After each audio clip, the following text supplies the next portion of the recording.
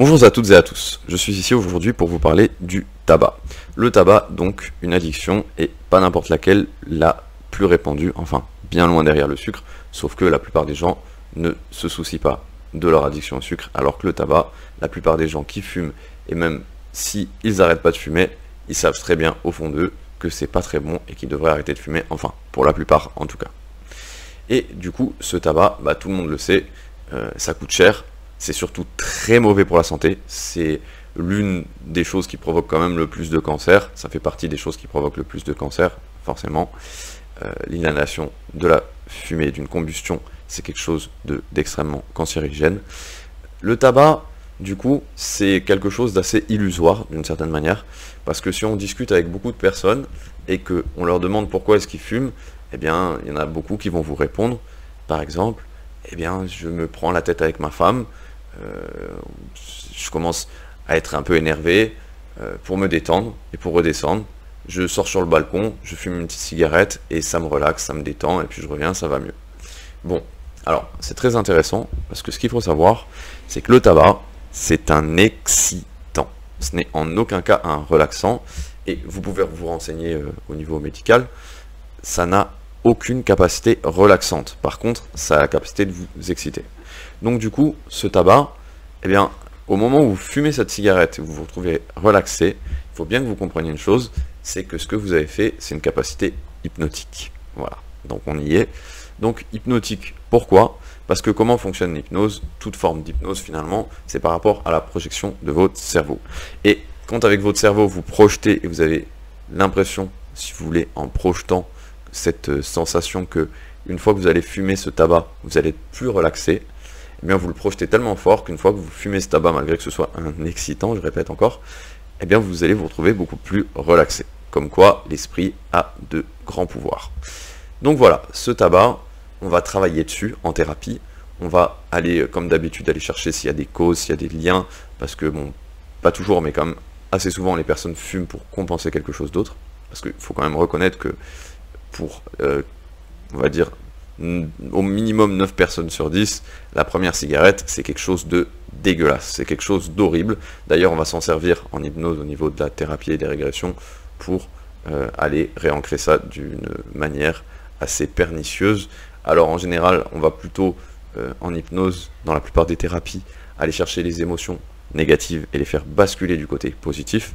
Eh bien pour le tabac, on va faire un peu de ça, mais on va aussi faire un peu de l'opposé, exactement de l'inverse. Alors je sais que ça peut paraître étrange, voire choquant pour certaines personnes, mais on va transformer certains ancrages positifs en ancrages négatifs. Pourquoi? Évidemment, pas par amusement, juste pour votre santé, pour votre bien-être, parce que forcément, c'est un petit peu comme si vous avez une sorte de désir, d'attrait pour ce tabac, eh bien on va le faire basculer de l'autre côté, c'est-à-dire plus vers un dégoût ou un répulsif. Le but, c'est vraiment que ce tabac vous évoque une sorte de répulsion, du moins au moins le temps que votre organisme se rejette de tout le tabac qui est à l'intérieur et de cette addiction chimique, parce que votre corps réclame le tabac. Mais ce qu'il faut savoir, je ne suis pas expert en médecine, mais j'ai quelques connaissances, et le tabac, au bout de 24 heures déjà, il y a beaucoup moins, et au bout de 48 heures, le tabac n'est plus dans le sang. Donc au bout de 2 jours, finalement, eh bien le tabac n'est plus quasiment plus dans votre sang.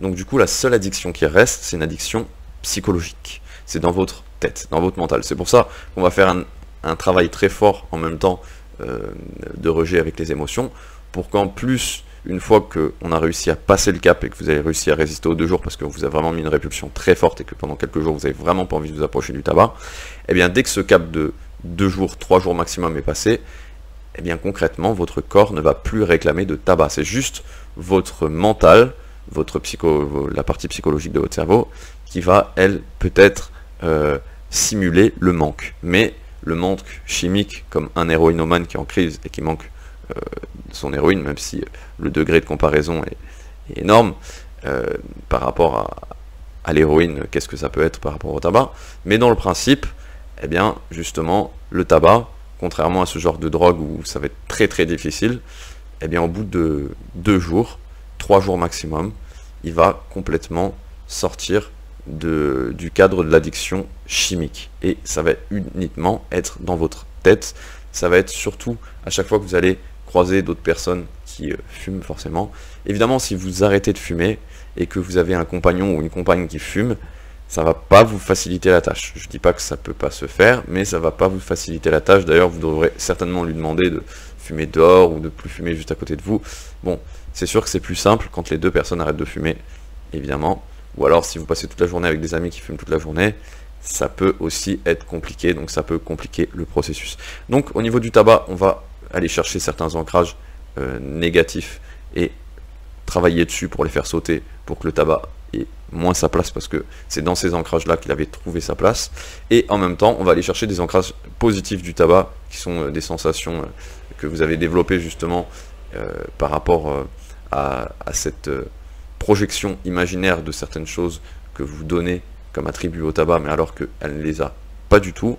Donc du coup, eh bien, ce qu'on va faire, c'est que une fois qu'on va réancrer ces sensations, on va des fois lier ça à des ancrages par rapport à une couleur, des fois par rapport à une sensation tactile, et pouvoir redéclencher très facilement un rejet complet de ce tabac. Évidemment, on va se servir de votre motivation, et je tiens vraiment à le dire, c'est très important pour tout ce qui est des addictions, donc le tabac en fait partie. Il faut beaucoup plus de motivation pour venir en thérapie. Il faut travailler beaucoup plus dur sur soi-même, parce que quand vous avez une douleur physique ou une douleur émotionnelle, je ne dis pas dans 100%, mais la plupart des gens, quand ils souffrent émotionnellement ou physiquement, ils sont toujours d'accord pour aller mieux et avoir moins mal, voire plus mal du tout.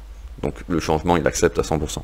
Le tabac, du coup, ça vous procure un certain plaisir de fumer, et en même temps, vous savez que c'est pas bien et vous voulez vous arrêter, mais le plaisir que ça vous procure, ben, c'est ça qu'on va combattre. C'est pour ça d'ailleurs qu'on va transformer une partie de ces ancrages positifs en négatifs, même si ça a l'air pas très cool, et que sur le moment, ça peut être un petit peu une séance de torture psychologique, mais le but, c'est juste pour vous aider à vous débarrasser de cette addiction qui est très mauvaise. Donc voilà, je vous remercie, je vous dis à très bientôt, et si vous avez des questions, n'hésitez absolument pas, je vous dis au revoir.